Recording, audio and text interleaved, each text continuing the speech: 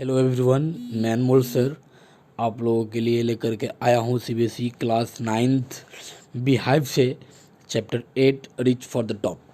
Rich for the top का part 1 Santosh Yadav और part 2 आपका मारिया शारापोवा है। तो पार्ट 1 सबसे पहले संतोष यादव कंप्लीट कर लेते हैं। तो पढ़ने से पहले before you read, think for a while and make a list of 3 to 5 persons you idolize or admire very much for their achievements. Your idols may be from any sphere of life, sports, medicine, media और art and culture. आप अपनी life में क्या बनना चाहते हो, आप ऐसे 5 लोगों की लिस्ट बनाओ, 5 लोगों की सूची बनाओ जो आप अपनी लाइफ में उनके जैसा अचीवमेंट, उनके जैसा सफल हासिल करना चाहते हो। वो 5 लिस्ट बनाओ। वो 5 लिस्ट आपके आइडल कोई भी हो सकते हैं, चाहे वो स्पोर्ट्स फील्ड्स में हो या मेडिसिन से हो या मीडिया या आर्ट एंड कल्चर से हो। उसके बाद your teacher will then discuss your choices with you to find out who the top 5 idols of your class sir. तो उसके बाद आपके टीचर आपसे डिस्कस करेंगे कि आप कौन से 5 आइडल्स आप चुनते हैं जो आप अपनी लाइफ में उनके जैसा अचीव कर पाते हैं। तो शुरू किया जाए। Reach for the top, Santosh Yadav. शुरू करते हैं। पहला पैराग्राफ है, the only woman in the world who has scaled mount Everest twice was born in society where the birth of a son was regarded as a blessing and a daughter thought not considered a curse was not generally welcome. आइए पढ़ते हैं। संतोष यादव एक ऐसी औरत जिनका पूरी दुनिया में उन्होंने 2 बार माउंट एवरेस्ट को चढ़ा था, माउंट एवरेस्ट को क्लाइम किया था, उन्होंने स्केल किया था 2 बार। और उनका जन्म एक ऐसे सोसाइटी में हुआ, ऐसे समाज में हुआ जहाँ पे लड़का होना एक ब्लेसिंग माना जाता था। और वहाँ पे अगर किसी लड़की का जन्म होता है तो उसे कर्स दिया जाता था, यानी कि श्राप माना जाता था उसको। और जो भी लड़का का जन्म होता था उसको अच्छे से स्वागत करते थे, और जो भी लड़की का जन्म होता था उसका वेलकम नहीं किया जाता था। Then her mother was expecting Santosh, और उसी वक्त उसकी मदर जो थी, संतोष यादव की जो माँ जो थी, वो एक्सपेक्ट करती थी क्या, सन को एक्सपेक्ट करती थी, यानी कि वो चाहती थी कि मुझे बेटा ही हो। As travelling holy man giving her his blessing assume that she wanted a son. और उसी रास्ते, उनके घर के रास्ते से एक होली मैन गुजर रहे थे। होली मैन मतलब एक बाबा नहीं होते हैं, बूढ़े बाबा जो होते हैं, साधु वगैरह के भेष में होते हैं, पवित्र आदमी होते हैं, वो गुजर रहे होते हैं। उनसे वो संतोष यादव की माँ उनसे मिली और बोली कि मुझे ब्लेस कीजिए और मुझे आशीर्वाद दीजिए कि मुझे बेटा ही हो, बिकॉज आई वॉन्ट अ सन, क्योंकि मुझे बेटा ही चाहिए और मैं बेटा चाहती भी हूँ। बट लेकिन टू एवरी वन सरप्राइज, लेकिन सब कोई सरप्राइज रह गया, सब कोई हैरान रह गया। The unborn child's grandmother, यानी कि जो बच्चा का जन्म नहीं हुआ है उनकी माँ, यानी कि संतोष यादव की जो माँ जो थी, वो तो चाहती थी कि मुझे बेटा हो, लेकिन सब कोई सरप्राइज रह गया क्योंकि अनबॉर्न चाइल्ड्स का जो ग्रैंड मदर जो थी, यानी कि संतोष यादव का जन्म नहीं हुआ था, उनकी जो दादी माँ जो थी, who was standing close by, और जो कि उस होली मैन की बगल में ही खड़ी थी और सारी बातों को सुन रही थी। Told him that they didn't want son, और वो उनसे बोली, किसे, संतोष यादव की जो दादी माँ जो थी वो बोली किसे, होली मैन से, कि I want a son, sorry I didn't want son, मैं बेटा नहीं चाहती हूँ, मैं क्या चाहती हूँ, मैं बेटी ही चाहती हूँ। The Holi man was also surprise, Holi man भी सरप्राइज हो गया। अब होली मैन भी सरप्राइज क्यों हुआ, क्योंकि संतोष यादव यानी कि अनबॉर्न चाइल्ड थी संतोष यादव, उनकी जो माँ जो थी वो चाहती थी क्या, कि मुझे बेटा ही हो, और समाज में बेटा ही होता था, और बेटी जब होती थी उन्हें श्राप माना जाता था। तो उनकी जो ग्रैंड मदर जो थी, दादी माँ जो थी, वो क्या चाहती थी, वो बेटी ही चाहती थी। इस बात को सुन के होली मैन ज़्यादा सरप्राइज हो गया, ज़्यादा हैरान हो गया। Nevertheless, he gave the requested blessing, and as destiny would have it, the blessing seemed to work. Santosh was born the 6th child in a family with 5 sons, a sister to 5 brothers. अब देखिए, संतोष यादव का जन्म हुआ, उसके बाद उसके पहले क्या हुआ कि वो जो होली मैन जो ज़्यादा सरप्राइज हो गए थे, वो चले गए कैसे भी करके ब्लेसिंग करके कि हाँ चलिए ठीक है, जो होगा सो देखा जाएगा। Santosh was born the 6th child in a family with 5 son. Santosh Yadav का जन्म तो हुआ, लेकिन वो 5वें बेटे के बाद एक उनका जन्म हुआ, जो कि एक लड़की के रूप में उनका जन्म हुआ, यानी कि वो लड़की ही जन्म ली, संतोष यादव, जिनका नाम संतोष यादव। बहुत सारे बच्चे संतोष यादव से समझेंगे कि नहीं मेल है, नहीं, वो फीमेल है। 5वें बेटे के बाद संतोष यादव का जन्म हुआ 6वें नंबर पे। She was born in the small village of Joniawas of Rewari district in Haryana. अब देखिए, संतोष यादव का जन्म एक ऐसे गांव में हुआ जो कि जोनियावास गांव में हुआ, जो कि रेवाड़ी जिला में पड़ता है, कहाँ, हरियाणा में। सेकेंड पैराग्राफ शुरू करते हैं। The girl was given the name Santosh which means contentment, यानी कि जो लड़की का जो जन्म हुआ उनका नाम क्या रखा गया, संतोष नाम रखा गया, जो कि जिसका मतलब होता है कंटेंटमेंट, यानी कि संतुष्ट न रहना। But Santosh was not always content with her place in a traditional way of life, लेकिन संतोष जो थी वो कभी अपने जगह पर, कभी अपने ट्रेडिशनल लाइफ में कभी एक तरह से वो संतुष्ट नहीं रहती थी, जबकि उनका नाम संतोष ही है, लेकिन वो कभी अपने लाइफ में कंटेंटमेंट नहीं हुई, यानी कि संतुष्ट उनको नहीं ना मिली। She began living life on her own term from the start, लेकिन और उसी वक्त से वो अपना ज़िंदगी को अपनी तरह से जीना चाहती थी और वो जीना शुरू कर दी थी। Where other girls wore traditional Indian dresses, Santosh preferred shorts. अब ऐसे समाज में उनका जन्म हुआ था जहाँ पे लड़कियाँ जो होती थी वो ट्रेडिशनल ड्रेसेस को पहनती थी, और वहीं संतोष यादव जो थी वो शॉर्ट ड्रेसेस को प्रेफर करती थी कि नहीं, मुझे शॉर्ट ड्रेसेस ही पसंद है। Looking back she says now, अब वो पीछे मुड़ के देखती हैं और कहती हैं from the very beginning I was quite determined that if I choose a correct and a traditional and a rational path, the other around me had to change, not me। और कहती हैं संतोष यादव कि पीछे मुड़ के कि अगर किसी को चेंज होना है, किसी को बदलना है, तो वो अपने आप को बदले, मुझे बदलने की कोशिश ना करे, क्योंकि मैं शुरू से अपने ही लाइफ को जीना चाहती हूँ और मैं वही करूँगी जो मैं चाहती हूँ। अगर किसी को बदलना है तो वो अपने आप को बदले, मुझे ना बदले। थर्ड पैराग्राफ शुरू करते हैं। Santosh parents were affluent land owners who could afford to send their children to the best schools even to the country's capital New Delhi, which was quite close by but in line with the prevailing custom in the family. Santosh had to make do with the local village school। अब देखिए, संतोष यादव के जो parents जो थे वो इतने बड़े land owners थे, जो कि अपने बेटे को, उनके पास एलिजिबल थे, वो उनके पास कैपेसिटी थी कि वो अपने बेटे को एक अपने राज्य के डिस्ट्रिक्ट में, देश के डिस्ट्रिक्ट में बहुत अच्छे जगह पे वो अपना अच्छे स्कूल्स में वो अपने बच्चे को पढ़ा सके, सबसे अच्छे स्कूलों में वो अपने बच्चे को पढ़ा सके। वो पढ़ाते भी थे, लेकिन वो संतोष यादव को ऐसा प्रेफर नहीं किए। लेकिन आफ्टर दैट, उसके बाद क्या हुआ कि Santosh had to make do with the local village school, और उसके बाद संतोष यादव को क्या कर दिया गया, उसी रेवाड़ी गांव में एक लोकल स्कूल जो था वहाँ पे संतोष यादव को भेज दिया गया। तो she decided to fight the system in her own quiet way when the right moment arrive. उसके बाद संतोष यादव सोचती हैं कि मेरे भाइयों को बड़े स्कूलों में भेजा जा रहा है और मुझे गांव के छोटे स्कूल में, चलो कोई बात नहीं। लेकिन उसके बाद संतोष यादव ने डिसाइड किया, उन्होंने निर्णय लिया कि वो फाइट करेंगी, वो लड़ेंगी अपने सिस्टम के साथ, जो कि एक सही समय उनके लाइफ में आएगा, और उस समय वो अपने सिस्टम के साथ क्या करेंगी, फाइट करेंगी। तब तक उन्होंने निर्णय लिया कि तब तक पढ़ते हैं लोकल स्कूल में। एंड द राइट मोमेंट केम, और जब सही समय उनके लाइफ में आया, जब वो 16 साल की हो गई, जब वो 16 साल की हो गई, तो 16 years old most of the girls in her village used to get married। Santosh was also under pressure from her parents to do the same। उसके बाद क्या हुआ कि जब संतोष यादव ने जब डिसाइड किया था कि जब सही समय आएगा उनके लाइफ में तो वो लड़ेंगी अपने सिस्टम के साथ, और जब सही समय आया तो वो 16 साल की हो गई। और 16 साल की उम्र में बहुत सारी ऐसी लड़कियां उनके गांव में ऐसी थी जिनका शादी 16 साल में ही कर दिया जाता था, लेकिन संतोष यादव को भी करना पड़ेगा। उसके बाद संतोष यादव कहते हैं कि Santosh was also under pressure from her parents to do the same. और संतोष यादव के ऊपर भी एक दबाव था उसके पेरेंट्स से कि तुम भी शादी कर लो, तुम भी ऐसा करोगी तुमको भी वैसा करना पड़ेगा क्योंकि तुम भी 16 साल की हो गई हो। फोर्थ पैराग्राफ पढ़ते हैं।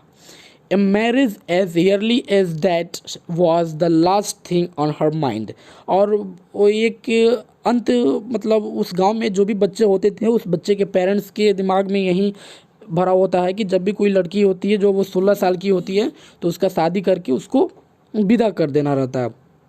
She threatened her parents that she would never marry if she didn't get a proper education। Santosh Yadav ने अपने पेरेंट्स से बोल दिया कि वो तब तक शादी नहीं करेंगी जब तक वो प्रॉपर एजुकेशन वो हासिल न कर लेती। She left home and got herself enrolled in a school in Delhi. enrolled का मतलब होता है एडमिशन कराना, नामांकन लेना। तो उसके बाद शी लेफ्ट होम यानी कि संतोष यादव अपने घर को छोड़ दी और कहाँ चली गई, दिल्ली के किसी एक स्कूल में चली गई, वहाँ पे अपने आप को एडमिशन करा लिया, इनरोल करा लिया। When her parents refuse to pay for her education she politely inform them of her plans to earn money by working part time to pay her school fees. Her parents then agreed to pay for her education।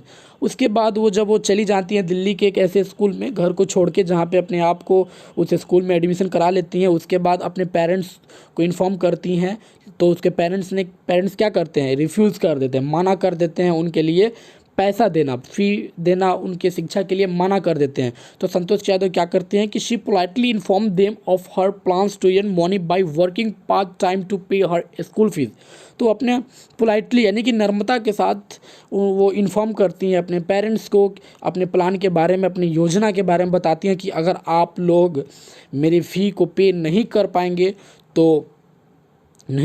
तो मैं एक part time job करूंगी, वहीं काम करूंगी और जो भी उस पार्ट टाइम जॉब से काम से जो भी पैसा आएगा वो अपने फ़ी के लिए मैं पे करूंगी अगर आप लोग नहीं दोगे तो। ये बात जब उसके पेरेंट्स सुनते हैं तो पेरेंट्स क्या बोलते हैं उससे, हर parents then agreed to pay for her education. उसके बाद जब उसके पेरेंट्स उसके प्लान्स को जानते हैं तब उसके पेरेंट्स तैयार हो जाते हैं, एग्रीड हो जाते हैं, सहमत हो जाते हैं संतोष यादव की एजुकेशन के लिए पैसा देने के लिए।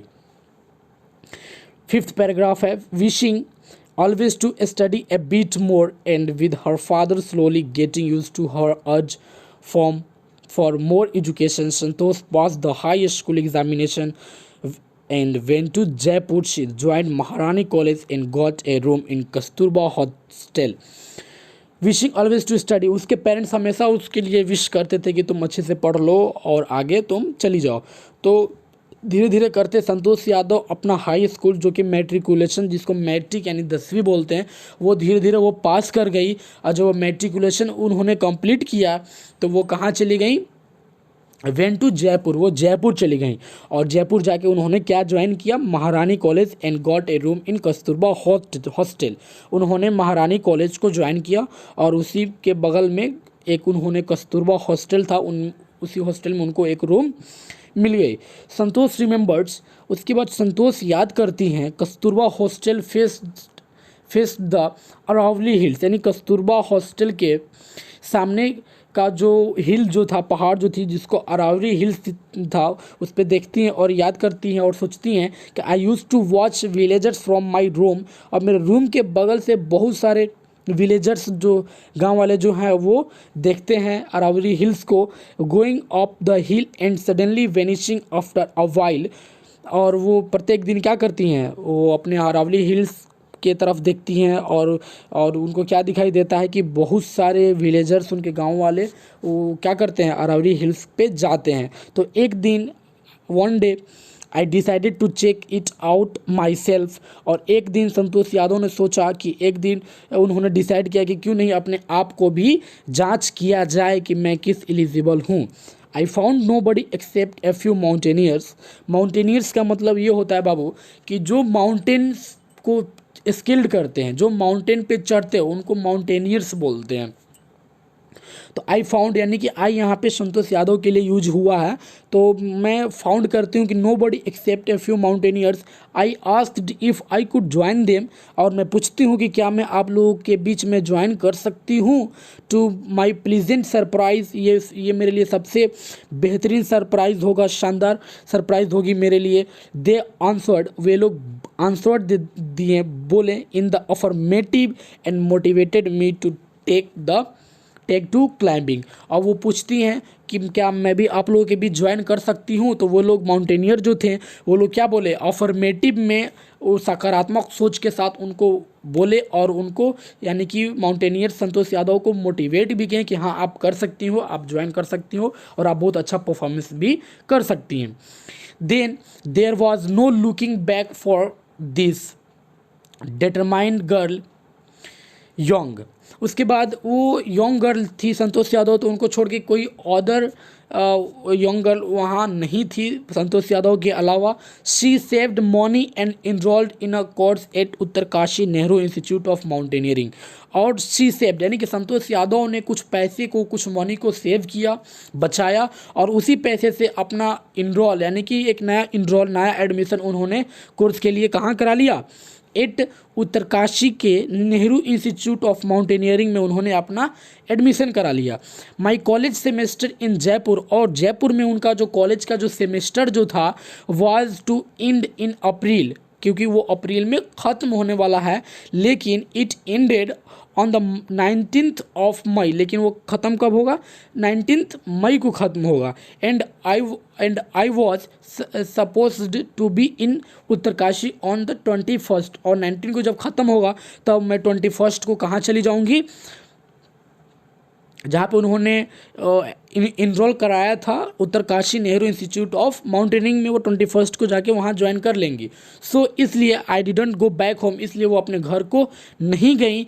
Instead I headed straight for the training, I had to write a letter of apology to my father, without whose permission I had got myself enrolled at Uttarkashi.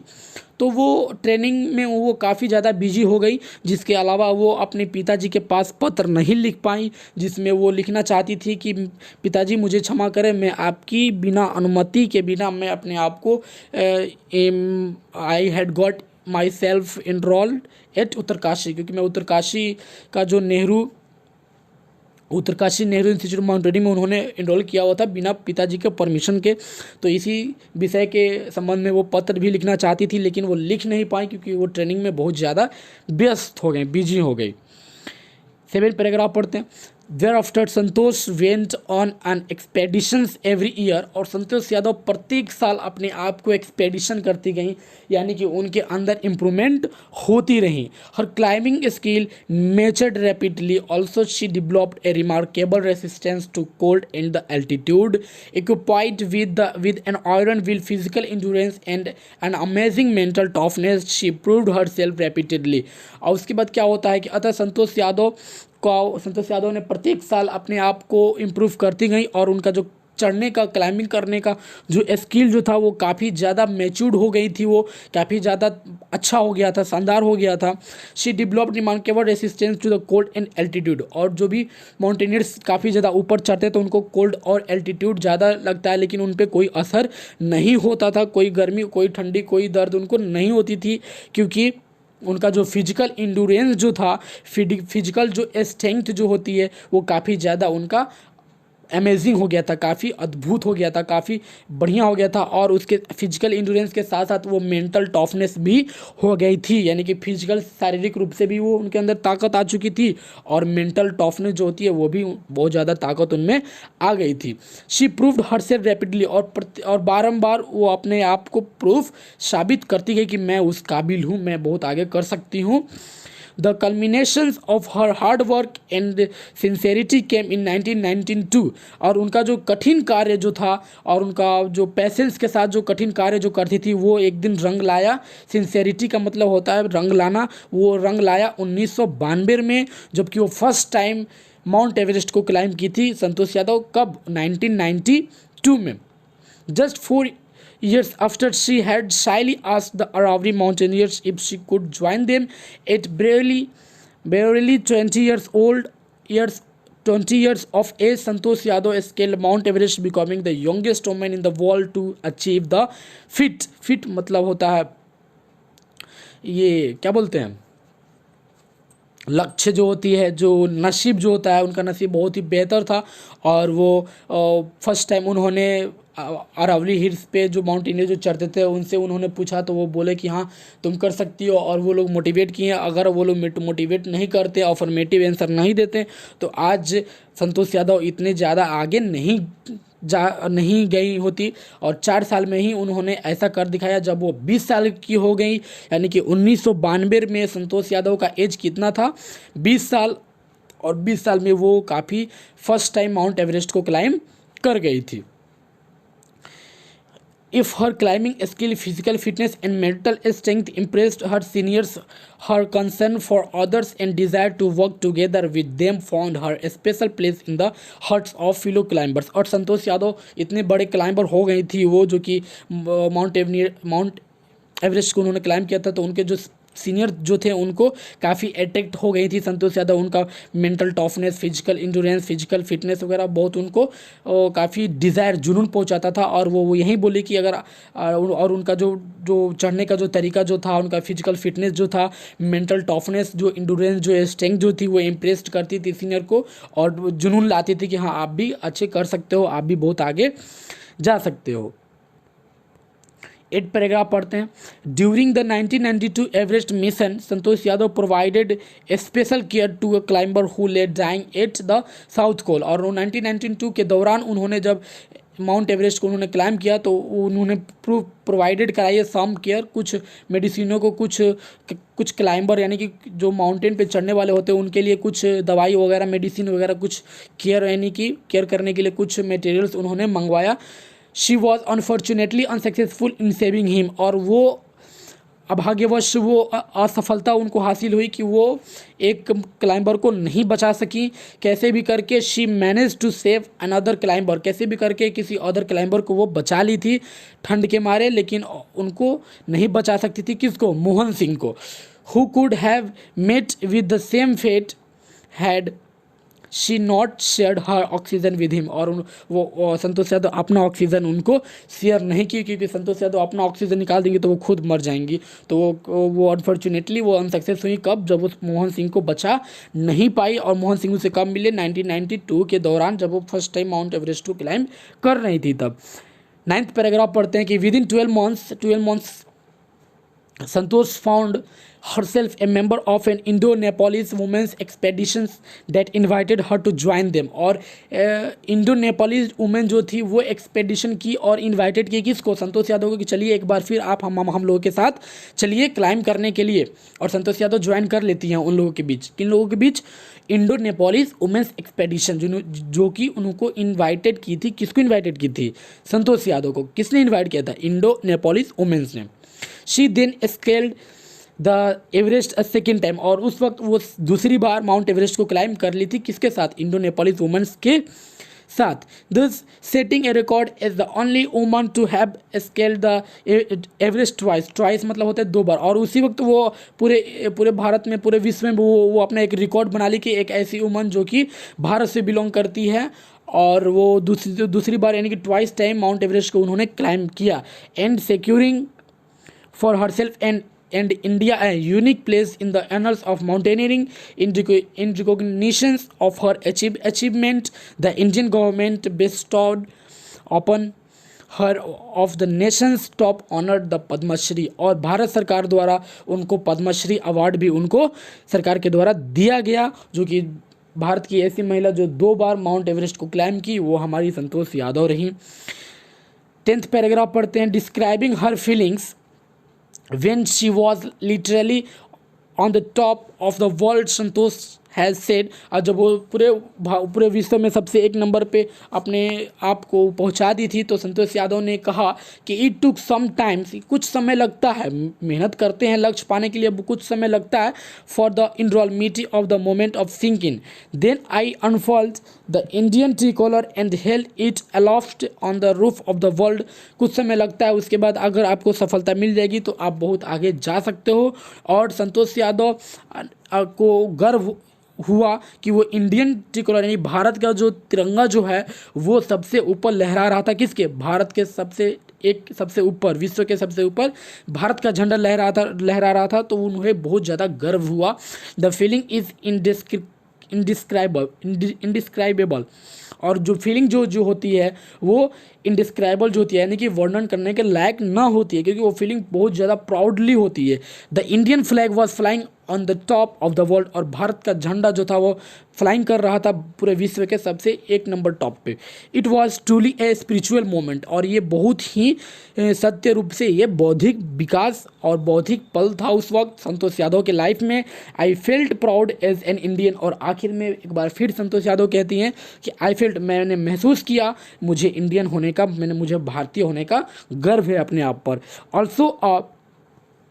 Also a fervent environmentalist. Environmentalist किसको बोलते हैं? जो environment को साफ सुथरा रखता है उसको हम लोग इन्वायरमेंटलिस्ट कहते हैं। Also a fervent environmentalist, Santosh collected and brought down 500 kilograms of garbage from the Himalayas. Garbage का मतलब होता है कचरा। हैविंग, fervent का मतलब होता है having a strong and sincere feeling. और ऑल्सो फर्वेंट इन्वायरमेंटलिस्ट। और संतोष यादव एक इन्वायरमेंटलिस्ट भी थी, इन्वायरमेंट को साफ भी करती थी। जब उन्होंने माउंट एवरेस्ट पे क्लाइंब किया तब उन्होंने 2 बार उन्होंने क्लाइंब किया और 2 बार में उन्होंने 500 किलोग्राम कचरा हिमालय के पर्वत से उन्होंने लेकर के नीचे आया था। तो इसके साथ साथ एक अच्छे माउंट क्लाइंबर के साथ साथ उन्होंने एक अच्छे इन्वायरमेंटलिस्ट भी साबित उन्होंने किया अपने आप को। तो आई होप ये वीडियो आपको बहुत पसंद आया होगा और इस वीडियो को अच्छे से पढ़ें, अच्छे से समझें। कोई भी दिक्कत हो तो आप मुझे कांटेक्ट कर सकते हैं, सर मुझे ये समझ में नहीं आया। और इस चैप्टर को समझिए और इस चैप्टर में से 20 क्वेश्चन अपने मन से लिखिए। You have to write 20 questions and their answers under this chapter. Thank you. Bye bye. Have a nice day.